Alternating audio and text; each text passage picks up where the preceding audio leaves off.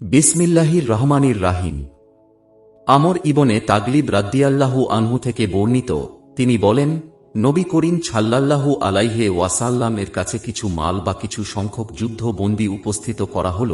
তিনি তা বন্টন করে দিলেন। বন্টনের সময় কিছু লোককে দিলেন এবং কিছু লোককে বাদ দিলেন। তারপর তাঁর নিকট সংবাদ পৌঁছাল যে যাদের তিনি দেননি তারা অসন্তুষ্ট হয়েছে। তখন নবী করিম সাল্লাল্লাহু আলাইহি ওয়াসাল্লাম আল্লাহর প্রশংসা করলেন ও তাঁর মহিমা বর্ণনা করলেন। তারপর বললেন, আম্মা বাদ, আল্লাহর শপথ, আমি কোন লোককে দেই আর কোন লোককে দেই না। যাকে আমি দেই না সে যাকে আমি দেই তার চাইতে আমার কাছে অধিক প্রিয়। তবে আমি এমন লোকদের দেই যাদের অন্তরে অধৈর্য ও মালের প্রতি লিপ্সা দেখতে পাই, আর কিছু লোককে আল্লাহ যাদের অন্তরে অমুখাপেক্ষিতা ও কল্যাণ রেখেছেন তাদের সে অবস্থার উপর ন্যস্ত করি। তাদের মধ্যে আমর ইবনে তাগলিব একজন।